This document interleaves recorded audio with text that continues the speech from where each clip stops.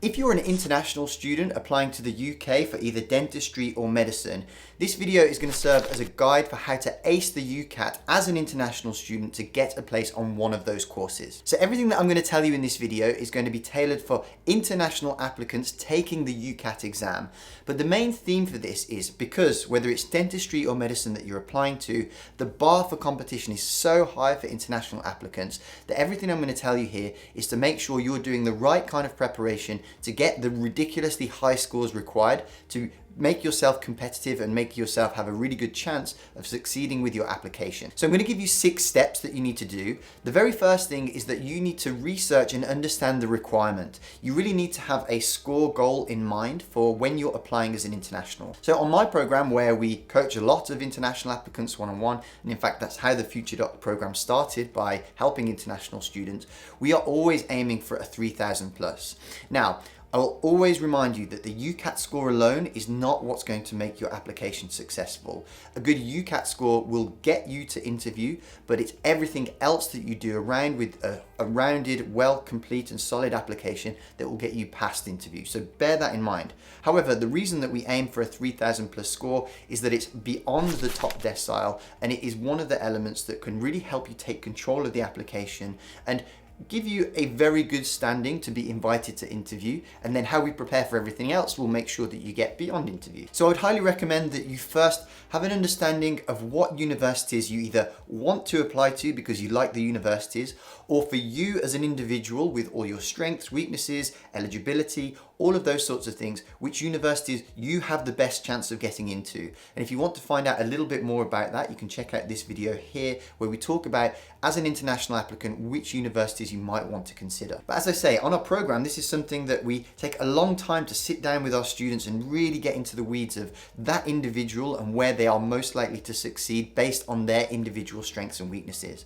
You can get a bit of a taster of how we go about that by checking out this video on choosing your medical school that will help you understand the kind of things that you need to be thinking about, at least as a starting point for choosing your universities to give you the best chance of success. Now, the next thing you need to do is actually register and book yourself for the UCAT. Now, the timeline will change year on year, but typically, and for the last several years, it typically goes around that the registration opens in mid-May sort of time. The most important thing is to have that registration done at least a couple of days before the booking date opens, because the booking date is the most important thing. Now, that is usually around the 20th-ish of June, and places go incredibly fast. So last couple of years it's opened at 6 a.m. UK time, but it's really important that you're on there when it opens, as if you're aiming for a really hot concert ticket that is going to be popular. The dates go really fast, so to book a time and a city that is suitable for you and something that's going to give you a good chance of scoring well by being at a time that suits you, it's really important that you're there on time and book early so that you don't avoid disappointment. And that takes us into step 3, which as an international student you have to be very selective about when and where you do your test. If you're applying from abroad, there might not be a test center in your country, so you really have to bear that in mind. There are sometimes options to do the test online and in your home, but if you live in a country far away from the UK, the chances are that unless you live near a big city, you might not have a test center even within your country. So you might have to factor in that you're going to have to fly and plan to sit your test in another city. You're going to have to stay there maybe a day before. So really make sure that you plan everything around that.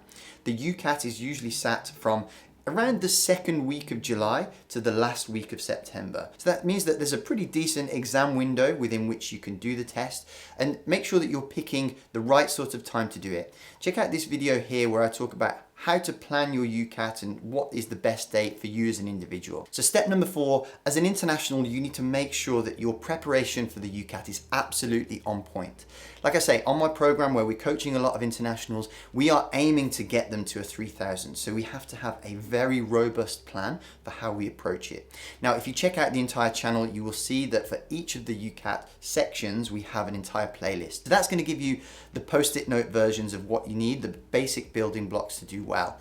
And if you want to make a plan for how you should prepare, I recommend that you check out this video. However, if you are really serious about submitting an application that makes you stand out and is likely to be successful, because internationals have typically a 6% chance of getting in, I recommend that you apply to our program here where we can help you one-on-one and really show you how to build the best and strongest possible application to not only give you the best chances of getting in general, but getting into a specific university that you might have dreamed of. Step number 5 is then to take the UCAT. I actually have a video here that tells you exactly what you should do on the day to maximize your chances of scoring highly. So check out that video there.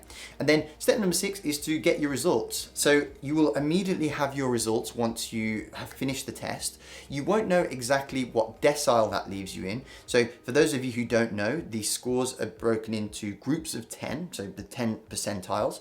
And if you are in a top 2 deciles, but really we want to be aiming for above the top decile, that means that you've got a reasonable score. However, you won't know for sure until all of the scores have been collected where you stand compared to other people.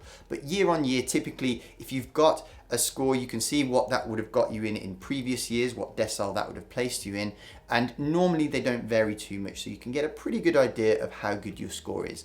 And that will help you select the universities based on those scores that are going to give you the best chance of getting in. So that should give you a good idea of how to get the really competitive score required as part of a rounded application to submit the strongest application possible to get into medicine. If you'd like a really good UCAT resource, I would recommend that you check out this video here.